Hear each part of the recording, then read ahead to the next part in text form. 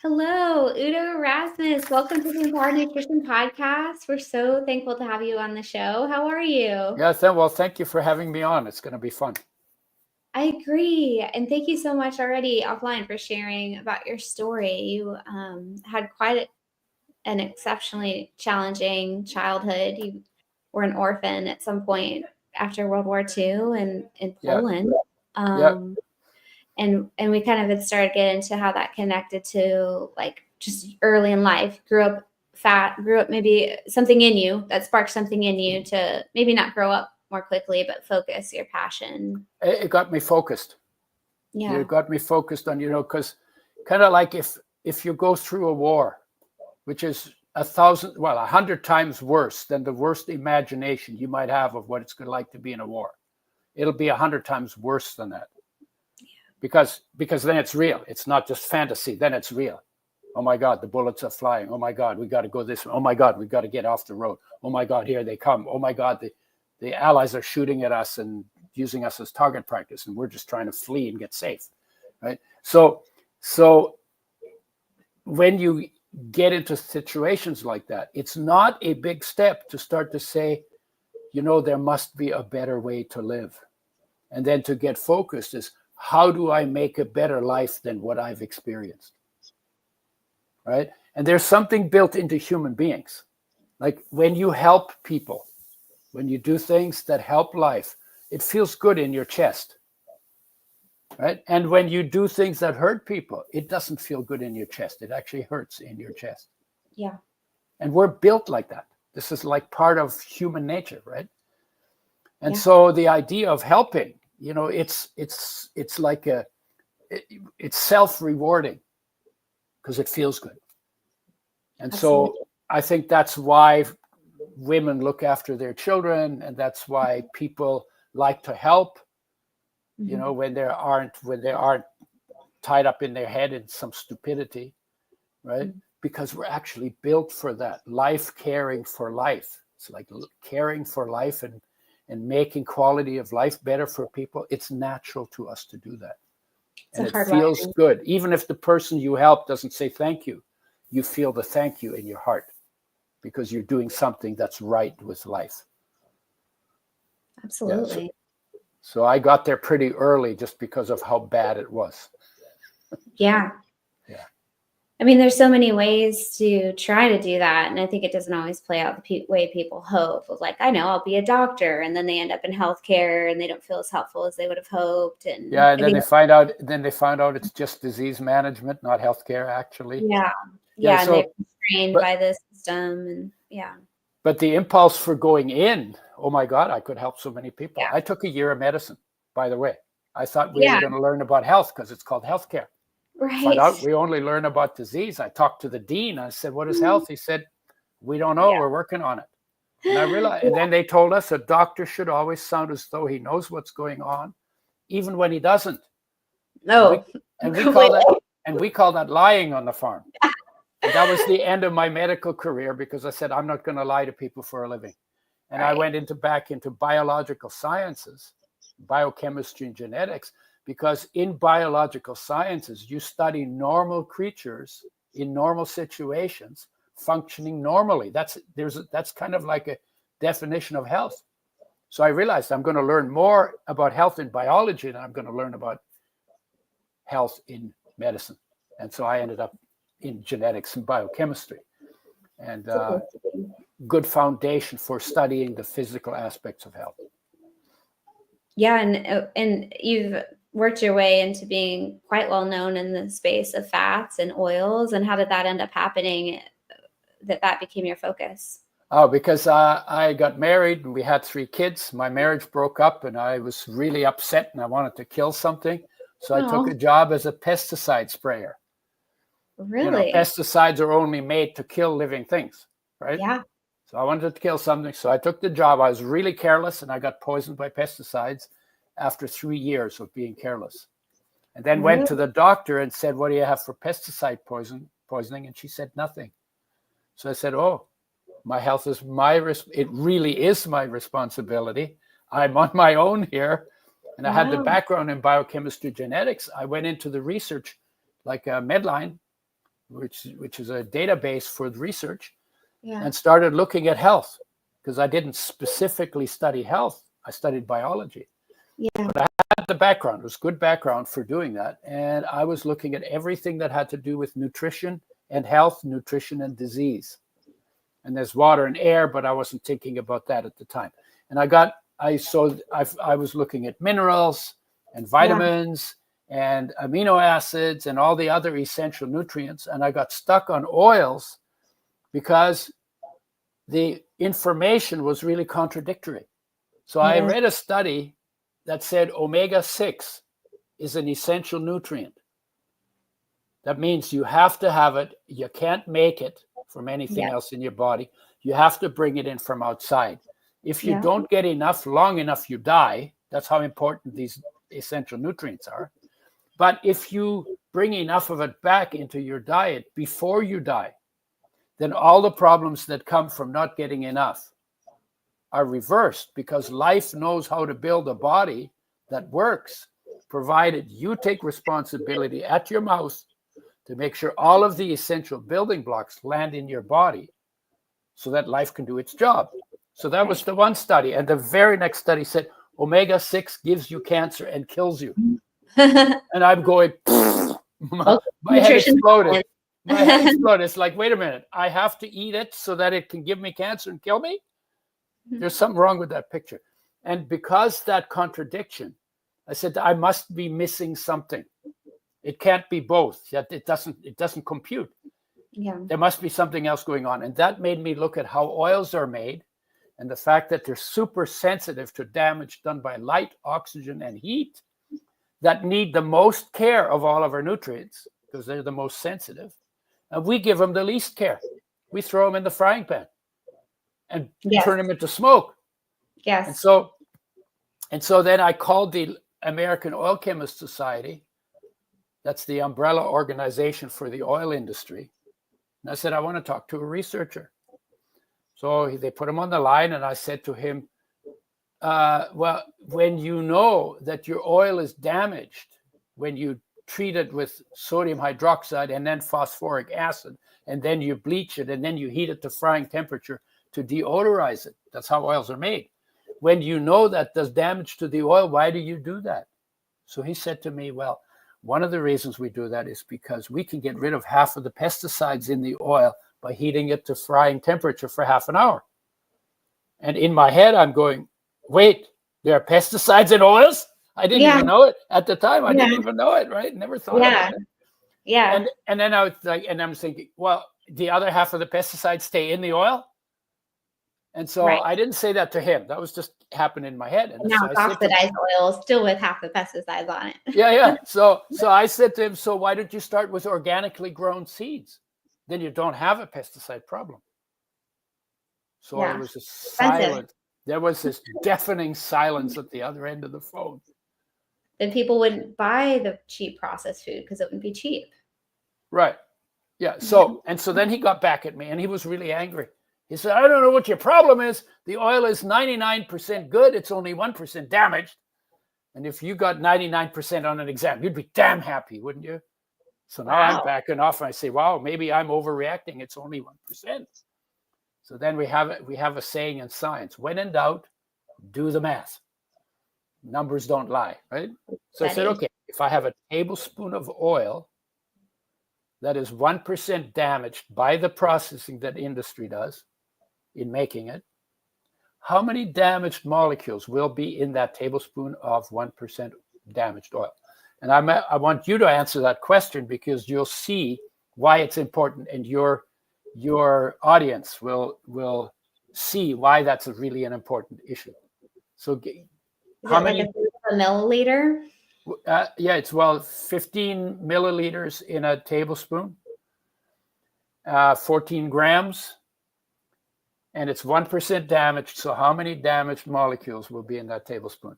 Oh, molecules? Yeah. How many damaged molecules? Is it millions? How many? Give me a number. 1 million. Okay, 1 million has 6 zeros, right? Yes. Okay. Would you like to know what the actual number is? If a tablespoon has 1% damaged? Yes. You are 16 zeros too low in your estimate. Dang. No, that's not 16. Sorry. You are 13. So it's 60 quintillion damaged molecules in a tablespoon of oil that is 1% damaged by the processing. That's before you fry it in your frying pan. 60 quintillion. That's more than 1 million damaged molecules for every one of your body's 60 trillion cells. That's how much damage is. And the reason why I ask for the number is most people give numbers like you did, because we don't know how small molecules are.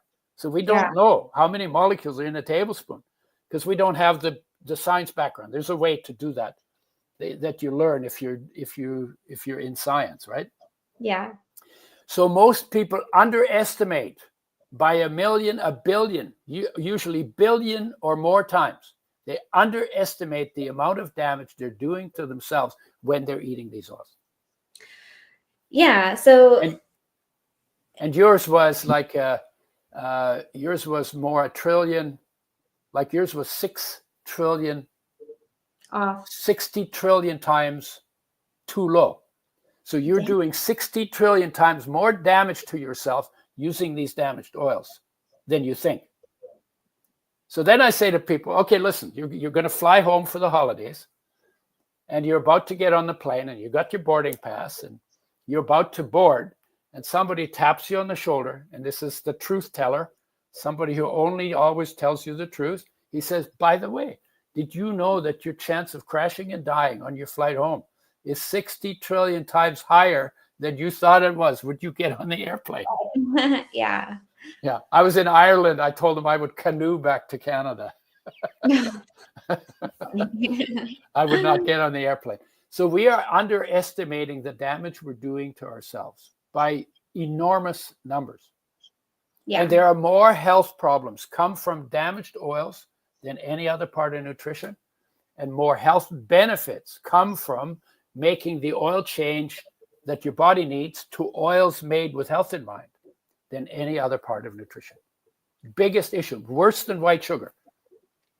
Yeah, I agree with you. And in fact, we see at this point in our clinic 20 to 30 people a day typically, and so we see a lot of patients, and I would say typically what they're coming with, of course, chronic health challenges, or they wouldn't be here. And more often than not, they're really confused because they're eating very little sugar, but they're having oxidized vegetable oils multiple times a day. And they don't even know it's a problem. It's not even on their radar. Right. And I told you it's like, 60 quintillion damaged molecules, 1% damaged. If you put them in the frying pan, you probably need to triple or multiply that number by another 6 times. Then you take 2 or 3 or 4 tablespoons a day. So you got to multiply that in. Then you get plastic in the oil that doesn't belong in your body, and you got pesticides in the oil. And then you do that for 30 years. And by that time, you have put an enormous number of damaged molecules into your body. And wherever they go in your body, they interfere with what is supposed to be going on there. And they never existed in nature, so life never made a way to break them down. What are some of the top health consequences that you think are related to this? Well, the oils is super important for brain function. So if you get them damaged, then you're going to interfere with brain function. You're going to get more inflammation. You're going to lower your oxidation rate and energy levels. Your fundamentally inflammation is the commonest thing that happens. And why is that? Because disease risk, cancer risk, dementia risk, metabolic syndrome. Yeah, all of that, because your immune system creates the inflammation, and it lowers circulation to try and isolate, because it's recognized there's something here I need to clean up, but it doesn't have a way to clean it up. So you get chronic inflammation from that. And chronic inflammation, then you get poorer circulation, less energy, less oxidation. Then you get more cancer and actually more inflammation and higher risk of cancer. and literally everything falls apart. What do you think? Yeah. So there's like just at baseline, when these oils are oxidized, they become more pro-inflammatory. So you have this like pro-inflammatory Yeah, source. and it's not just oxidized, not just oxidized. You create free radicals from light. You get oxidized molecules from oxygen, and you get trans fatty acids from heat. Mm-hmm. And there are all kinds of different damaged molecules, like you fragment molecules and you cyclize molecules and you double bond shift molecules and you cross-link molecules. So there are a lot of different kinds of reactions that take place from that life never made a way to break down. They pile up in your body, and the body is very slow to get rid of them. So you're taking them in faster than your body can get rid of them. And so you just pile it up, and eventually you get symptoms that the doctor can diagnose as a disease. Yeah, I was going to tie into that. I was going to ask you about that. If you kind of subscribe to that idea that like, okay, these fats are getting incorporated. They're not just passing through your body. They're getting incorporated into your cell membranes. Well, they get more stuck in your body because they don't belong there, and life never made a program to get rid of them. They're not. So and you're literally piling them up, because every day you're eating, every day you think you're getting 1 million damaged molecules when you're actually getting 60 quintillion, right? Yeah. And so then it happens, and there's no way. It's kind of like health is the result of living in line with nature and your nature. Mm-hmm. And when you get out of line with nature, and damaged molecules are out of line with nature, then you're going to pay a price. Right. There's no way around it, right? And the mandate for creatures that eat, from life's perspective, fresh, whole, raw, organic, so no pesticides, local, and probably for human beings, more plant-based than animal-based. And if it was animal-based, it was wild animals that eat grass and weeds that also end up in the meat, that get you benefits, not cattle sitting in their feces and urine eating corn. Yeah. Right? You get different meat from a wild animal than you get from the feedlot. Yeah, and if you think about like a traditional diet, they do eat what fats do they use for cooking? They'll render the fat from that animal that grew in a natural environment, and that is primarily a saturated fat, which we know can withstand heat without as much damage, not to mention the fact that it's not been processed. Although nature's mandate of fresh, whole, raw, organic, there was no frying going on.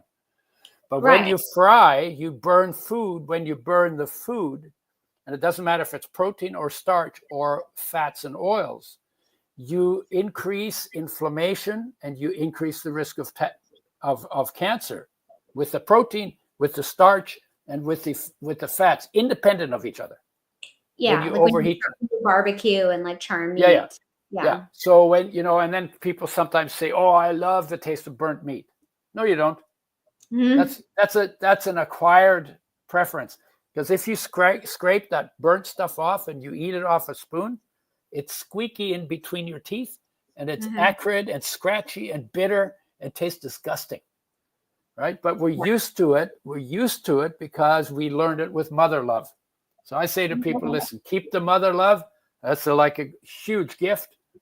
Get rid of the bad habit that your mother was bamboozled into using by an industry that only cared about money. Yeah, I mean, I think most people on earth, they grew up on processed food, and in a world where we didn't have an appreciation of, I almost feel like it's, at least the knowledge is starting to improve. I feel like slowly. The was like in the 70s, 80s, 90s, the processed food was there, but with no awareness. But since I'm an old guy, I'm 82, right?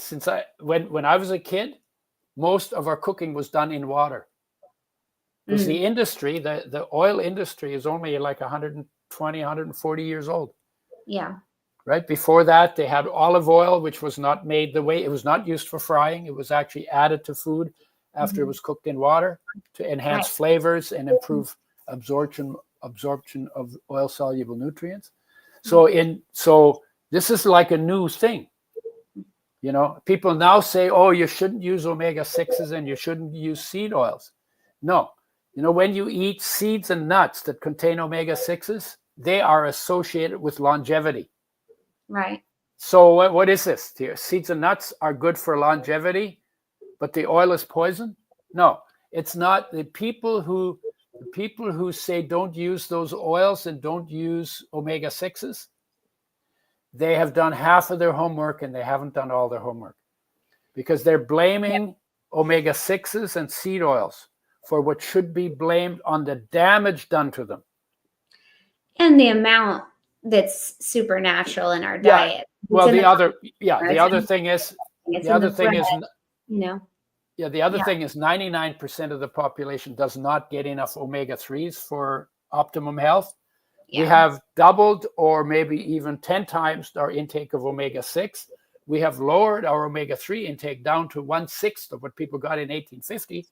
Yes. So the balance between the two is important because they compete. They both have important functions in the body. Yes. So you got to not damage the oil. You got to bring in the missing omega-3s. You got to make your omega-6s also with health in mind. Mm-hmm. And when you do that, then actually the oils are helpful to you.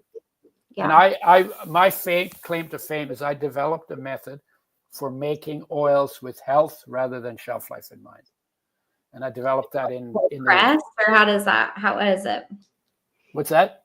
Is it that it's done without heat? Is that the primary difference? No. So what you have to do, because the oils are damaged by light, oxygen, and heat. Mm-hmm. And the omega-3 is 5 times more sensitive to damage done by light, oxygen, and heat than the omega-6. So both of them need to be protected. So you have to make a system, a pressing system, where no light, no oxygen, and only low temperature get to the oil while it's being pressed, filtered, settled, filled. And if you do that, you don't damage the oil. And you got to start with organic so you don't have pesticides, and you package it in glass so you don't have plastic in the oil. Mm-hmm. And we put a box around it so the light doesn't get even through the dark glass. So you have to take an enormous amount of care because these are the most sensitive nutrient molecules. Right. So I developed that because I understood what the issue was. And I'd been poisoned by pesticides, so I needed a real solution, not just whitewash, right? Yeah. Or greenwash, right? Mm-hmm. And so, and because I had the background and I grew up on a farm and I knew how to tinker with things, I basically said, okay, we're gonna make oils with health in mind. And then if we could bring the omega-3s back, and this is, I think, what drove the whole project. Oh my God, 99% of the population doesn't get enough omega-3s. Yeah. If we can bring them back and get the balance right and bring it back into the population, oh my God, we could help almost everybody. And again, it was like, felt so good in my chest. Oh my God, I found a purpose. Oh my God, this is worth doing, right? It really is. I mean, it can be a night and day difference in people's health. And with their omega-3 levels, I've never had someone come back at a healthy level if they weren't supplementing. Yeah. I'm not saying it's not possible to tie it, but people have no idea what their diet needs to look like in order to achieve a healthy omega-3 level. And when I got poisoned, I was 38. I already had arthritis in my knees. Oh. So if I bent my knees and put a little pressure on them, they hurt. Wasn't super extreme yet. And my fingers were always sore. Like when I woke up in the morning, all my fingers ached. So then I'd go like this and get circulation going, and then it would go away. But I had the beginnings of arthritis. I'm 82 now. I have no pain in any of my joints. And the difference was I got poisoned, and then I started paying attention, and then I made the changes I need to make. And literally, you can be pain-free, have no inflammation, and no chronic illness, and be 82 years old. That's amazing. So tell me what you did to recover. I'm exhibit A for that. What did you do to recover? Well, I did a lot of things. I was never like a totally into junk food because we were poor and we ate simply. So we Yeah. ate quite a bit of whole foods, lots of vegetables, meat maybe once a week. Because we lived in a house without refrigeration and running water because my father he didn't like society. He didn't like big medicine or big business or big government. So he bought some land in the middle of nowhere. We built a house ourselves, and we didn't have indoor plumbing or anything. We have an outhouse, and at 40 below, we would go to the outhouse. So we didn't spend a lot of time in the outhouse at 40 below. But so we ate pretty simply because we didn't have refrigeration, so we couldn't have meat in the house. So my father would go to town once a week, bring home a hunk of meat. So we'd have maybe meat once a week. Other than that, we had a huge garden. We had potatoes, we had a root cellar, so we had stuff for the winter. And so we ate pretty simply. That changed when I went to university because then I was in the city and I started eating all the same garbage everybody else was eating. I would drink coffee and I could feel it where it was in my digestive tract because it was irritating to my digestive tract. That changed when I started taking probiotics. And and so basically, when I got poisoned is when I started paying attention, and I headed in the direction of fresh, whole, raw, organic. And I eat mostly plant-based, mostly raw. Not fanatic about it, but cooking takes time, and I always think I have more important things to do. So I just eat pretty simply that way. And I'm active. Not super active. But I have a chinning bar in one of my door wells, and I have a mini trampoline, and I have a medicine ball, and I have like ankle and hand weights, and then I go for walks and I do gardening jobs, and Nice. and get fresh air. So, but fundamentally, it's not that hard. The less, if you think about where does disease come from related to food? The collective term for most of the problems, processing. Yeah. Now there's a lot of news about ultra processed foods. 70% of the foods people in North America eat are ultra processed. That means they removed fiber, they removed nutrients, they probably added things to them that don't belong in the human body, like flavor compounds and antioxidants, artificial antioxidants. So lots of chemicals. Then there's pesticides in the foods, and there's hormones and antibiotics in the meats, and and all of it is people are throwing this stuff in because it drives an industry. It doesn't drive health. Yeah. So you're driving industry at the expense of health. And when you spend money buying this garbage, you're making other people rich, and you're paying not only with money, but you're also paying with your health.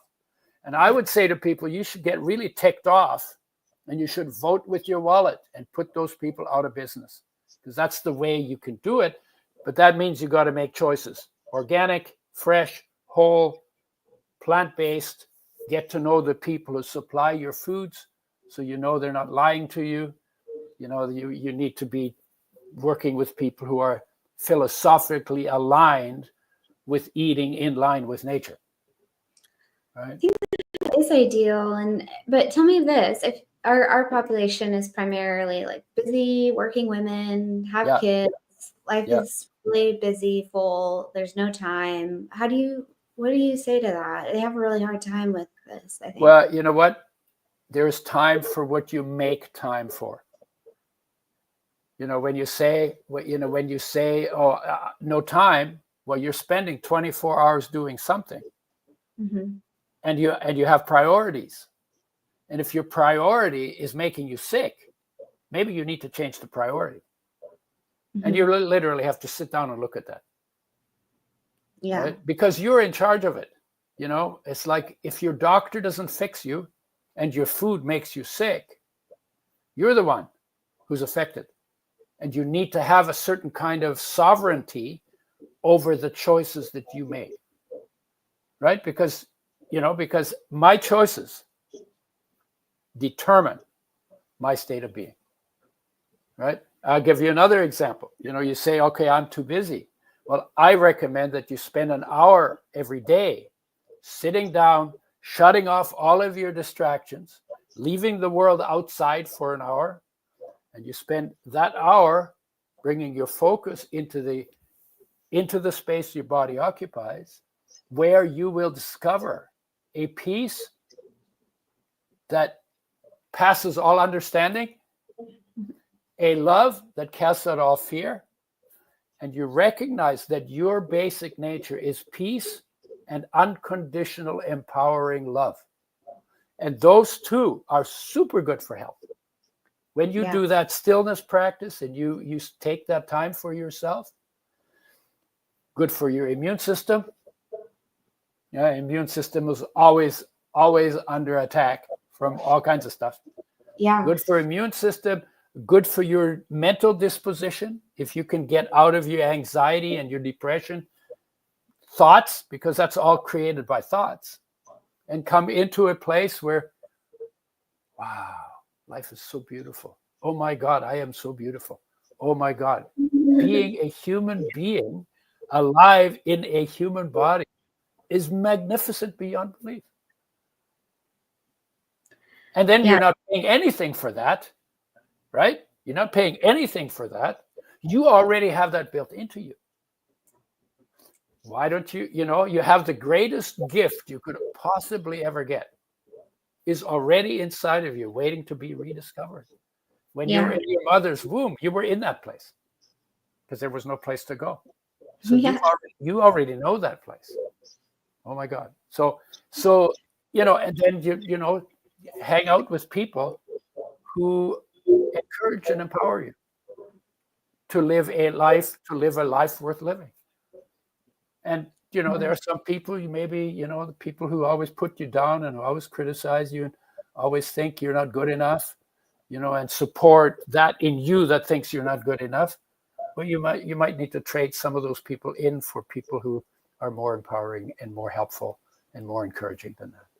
Yeah. I mean, I think part of what you might be alluding to is like there's an energy in your world, and I wonder, for some people it's so hard for them to imagine changing their diet so significantly, and I wonder if part of it is the way is part of their way of dealing with their situation of their life. Yeah, I can tell you that from experience. When I used to go around and travel, like I've given thousands of talks, so I've been in front of people a lot, and I came to a point where I said, okay, I come here, I give people good information, they don't put it in practice.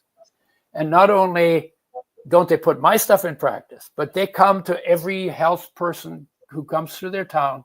They go to all the lectures, they take copious notes, and they're not putting it into practice. Yeah. And so I said, like, why is that? It applies to me too, right? I know more than I put in practice.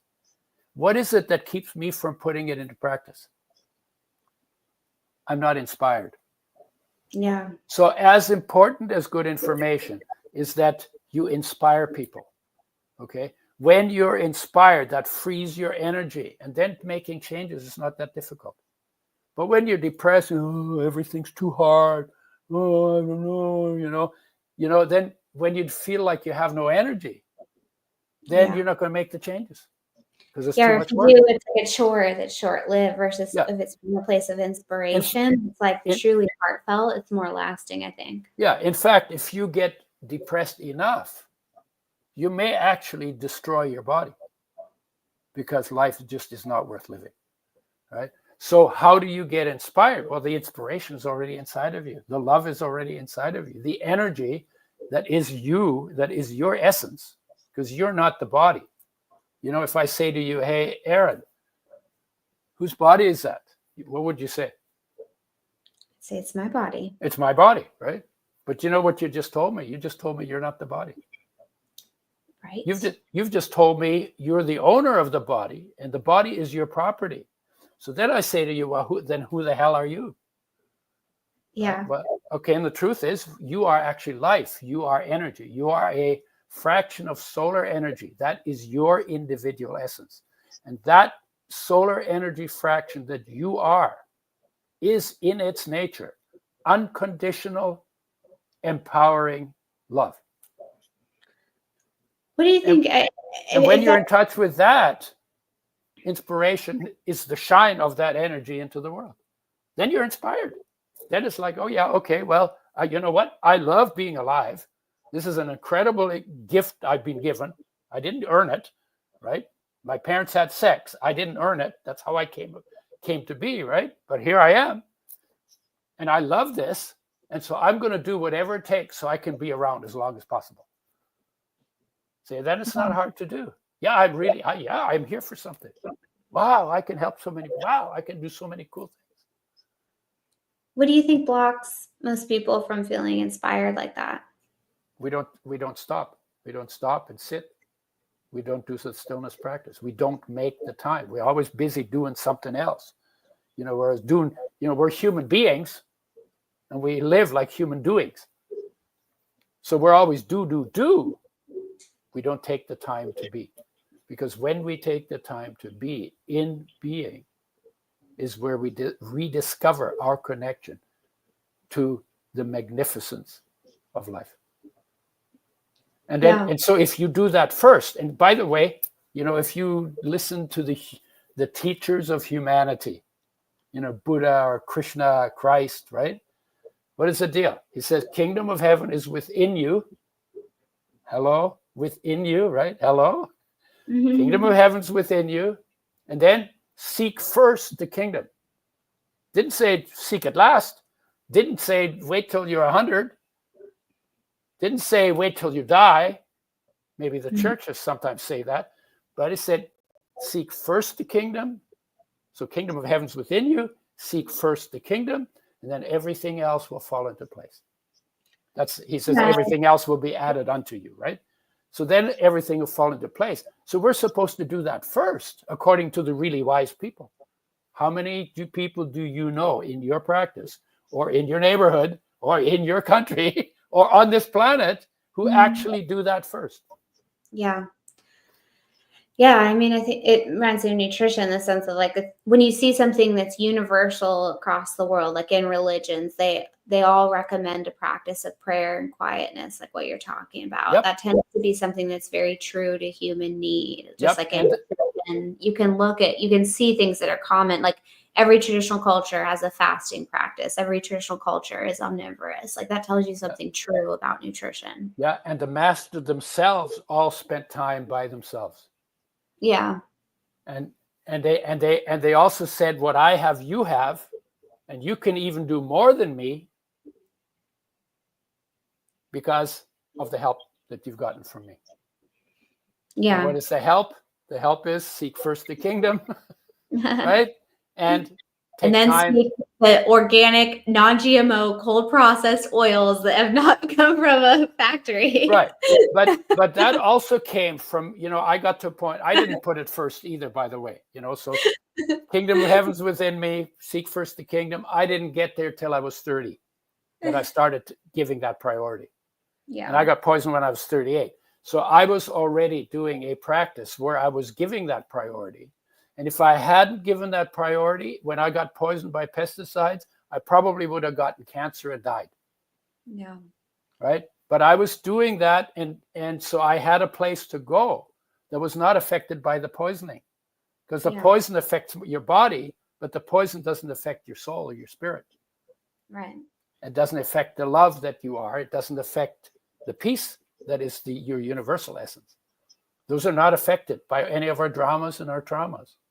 Yeah. And so if you have that kind of a place to go to, you can literally rebuild everything else. Yeah, absolutely. Yeah, I think it's interesting too, like when you learn about the vagus nerve, that when you get to a place of parasympathetic relaxation, that stimulates that nerve, and it's actually anti-inflammatory. Like you release Right. Rest. anti-inflammatory. Yeah, that's called rest and digest, right? Yeah, and it stimulates motility, Yeah. or like takes the brakes off of motility and lets it to run normally. And Yeah. so that's another. Yeah. And your vagus nerve is kind of like the master in you telling you sit down and shut up and get quiet and recover, rest and digest. Yeah. Right. What are your hopes for the direction we go? I would say maybe in the United States in terms of our food. I mean, it's obviously a time where there's going to be potentially a lot of change, and Yeah. so I'm curious, like, what you'd like to see happen. Okay. Well, first of all, don't depend on your government to fix it for you. Yeah. Right. Or Even who? all of the whole thing. Like, you know what? Since you're in the US, I'm in Canada. So I would like to act like I'm the prime minister in my little sphere of influence. So Well, you are. Yeah, You yeah. are. So, okay. And so you live in the US, be the president in your sphere of influence. Don't depend on somebody in Washington, D.C. who doesn't know what the hell is going on in your trench. But you know what's going on in your trench. And you're in the best position to make Sure. the decisions that need to be made in your locality. Of course, Right? but think about And like then being this, and the public. more present you are, the better decisions you're going to make. So practice Definitely. presence and make the decisions, and don't expect. And you know what? Maybe these are all good people. I'm not saying they're bad people. Yeah. And I don't care whether you're Republican or Democrat. I like to be independent. Independent, spelled IN dash dependent. Independent, dependent on what's within you. The power that's within you, the love that's in you, the peace that's in you. Be dependent on that and bring that to expression in your sphere of influence. I'm taking this as my cue to just fully go into my dream of like going full homestead life. Doing what, a homestead life? Homestead, get the goats, get the cow, get the Yeah. huge garden, and just go back in time. but well, you could do that, and some people can do that, but you can also do that in an apartment living in the city. You can at least grow some herbs on your windowsill garden, right? You can do a lot with hydroponics. But in terms of finding your power and your love and your ability to make decisions for the good of yourself and the people around you, it doesn't matter where you are, you can do that, because that's an inside job, and you don't need goats running around on the outside in order to be in your power inside. Are you sure? Just Yeah, one goat. I am sure. I am 100% sure, because why it's not working in the city is because everybody wants the government to take responsibility. Yeah. People call it the nanny state. When I was a kid, I depended on my mother. Mommy, give me that. Mommy, give me. Mommy, feed me. Mommy, clothe me. Mommy. And there's a time for that. But then when you grow up, at what point do you say, okay, now I need to stand on my own feet. Now I need to make my own decisions. And now I need to try some things to find out how things work and become more self-reliant. If you had 350 million people in the US who were all independent, the way I describe it, and self-reliant, the way I'm talking about it, it would be a very different country. But how many people? Everybody wants a handout, right? And maybe, or they just don't, I guess, obviously some people do, but I think for some people, they just are maybe too trusting or used to their environment that they think it's normal to have coffee creamer in the morning and a biscuit or a pancake or like a granola bar. Well, trust is two things. Trust should be earned. Okay? Yeah. So just because you're good looking doesn't mean I can trust you. Right? True. Or just because whatever. So trust is earned. So sometimes our trustingness is just laziness on our part. Right? So Yeah. I'm not doing my homework. I don't know how my body works. I haven't figured it out. I haven't done, I've just like drifted around and done this and that. And I trust somebody else with my health. And I trust somebody else with my money, And then $200 billion got sent to a war in the Ukraine and 0 cents were spent for peace at home. It's like, wait a minute, and then I don't say anything about it. And I say, oh, yeah, I trust my government to do whatever is necessary. Really? And how many things have the governments done? And it doesn't matter if you're talking the right side or the left side, right? How much corruption comes from you giving the money and them demanding that you give them money and then them not spending the money the way you want them to spend the money. Yeah. Right? Yeah. And that's what happens. We trust experts, not just in politics, but in health and in media so we're getting, how much deception is there in that world? And how do you know what is true? Usually it comes from your own learning and your own experience. I think it has to, when you realize, okay, the agriculture industry with their conflict of interest, with the FDA with their conflict of interest, with the politicians and their conflicts, and even experts with their conflicts of interest, and they're wanting a parachute out of government into industry. It's all a nasty baked in cake that leads to where we're at now with our chronic health epidemic. And for sure. For like sure. But instead of, so now what we do is we've trusted them because we were lazy, so we didn't do our homework, right? So now we don't trust them because we know we're being deceived. But that's not the solution either, to not trust them.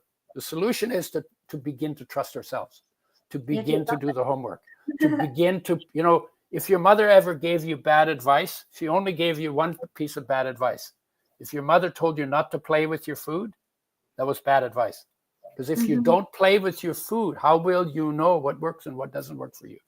Yeah. So play with your food. Try stuff. See what happens if you eat just raw for a day. See what happens if you don't use dirty oil. See what happens if for a week you don't eat anything that's fried. Because there are people who, whenever they eat fried food, they notice that their energy goes way down. Some people notice. Not everybody notices. So pay attention, right? Be alert, be awake, be aware. And the more aware you are, the more you're going to learn. And the more you're going to learn, the more choices you're going to have. And the more choices you're going to have, the better life you're going to live. Yeah. I think your point about being inspired is the most important thing, because like you said, we see that every day where we can give information. That's the easy part. But for someone to take action on the information they have really does take inspiration. Yep.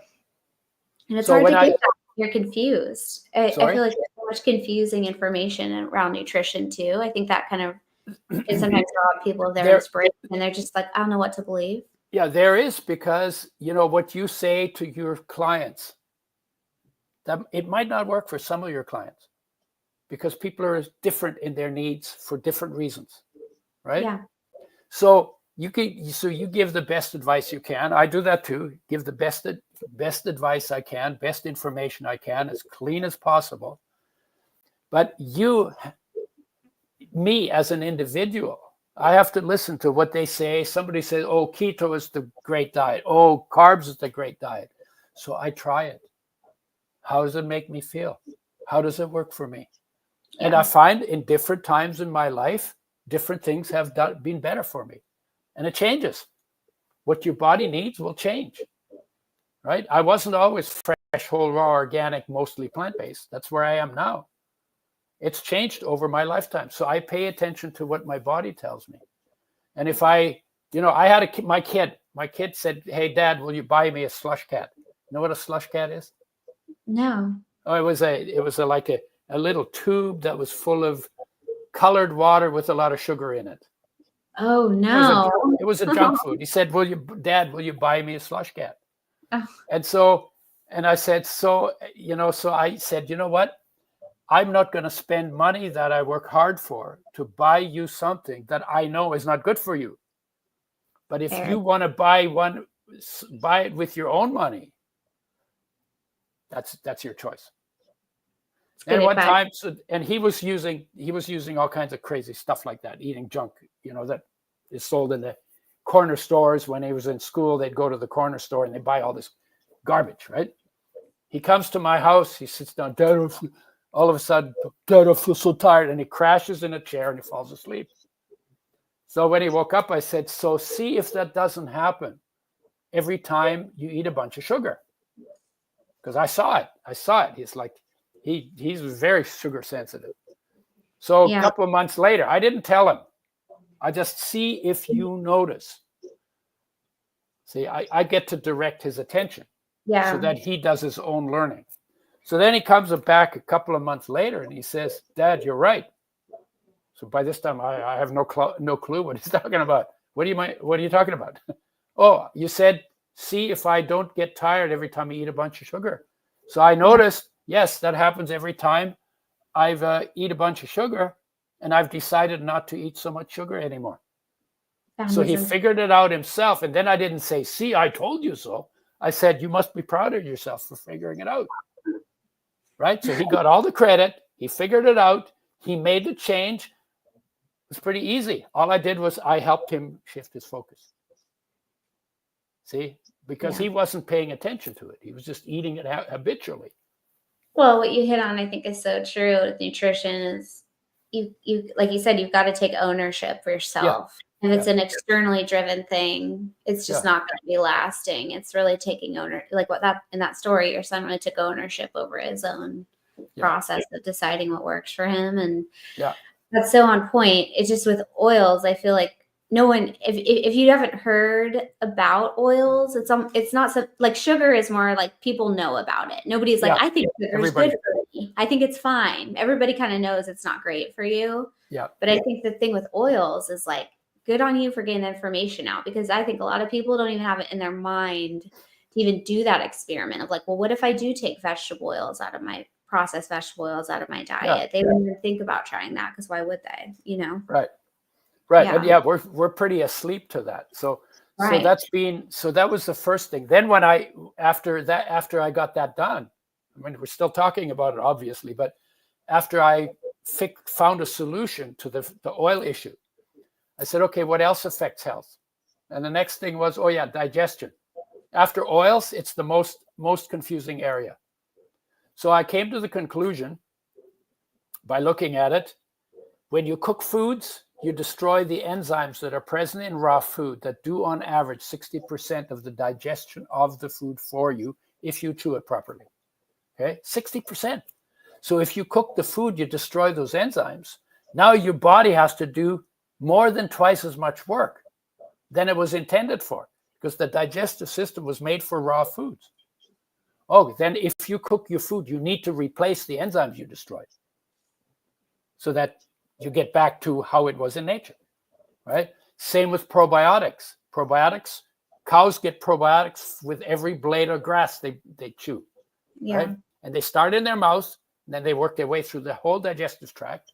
And that's where that's where creatures get their probiotics from. But when you cook the foods, you kill the probiotics on it. So if you're going to kill the probiotics, you need to replace those. That was number 2. Number 3, fiber. Fiber feeds the friendly bacteria, makes your microbiome work properly. Yeah. Right? Those come from plants, so eat more plant-based. And then number 4 was bitters, which are herbs that are usually bitter in taste, that improve both digestion and liver function. Yeah. And if you do those 4 things for digestion, then you will deal with most of the issues that mess up your digestive system. Udo, you're incredible. I can't believe how fast this hour went and how much we talked about in time. Yeah. Thank you so much for this. And I'm sure people would love to hear more about not only your story, but where they can find your oils. Do you mind just sharing a couple of resources, and we'll put them in the show notes? Yeah. The products are on udoschoice.com, udoschoice.com. And I have another website for the other stuff about total health and human nature. That's like my biggest interest now. And that's at udoerasmus.com, udoerasmus.com. And that's a work in progress. It's not a very good site, but there's some good stuff on it. But it's a work in progress. And if on Google, I'm on page 1, because if you know how to spell my name, there are not many names like that. So You're the one and only Udo Erasmus. Udo Erasmus, yeah. And then I do podcasts. So if you go Udo Erasmus/podcast, you can see other podcasts I've done. And I'm on LinkedIn, and I have a YouTube channel, and I'm on Instagram, and I'm on, let's see, what else? Facebook. So I'm not hard to find. Yeah. You're an inspiration. Yeah. So inspired to go home and have a raw salad with not grilled omega-3 salmon, and then dressing made with your oils and with fiber on it. Yeah, I don't eat fish anymore because fish is now the dirtiest meat on the planet. You got to get that omega-3 somehow. Yeah, it's flax oil. All right. Well, flax oil was the first oil that I developed, but I work with a blend now that's better balanced. I know. Flax is your jam. Udo's oil, yeah. You're incredible. So anyway, if you want to talk about total health and how that whole system works, we can do that. It'd be fun. Thank you. Yes, let's do it. Round 2. Okay, round 2. Thank you so much. All right. Thank you, Erin. Pleasure to meet you. Take care. Thank you. Bye-bye.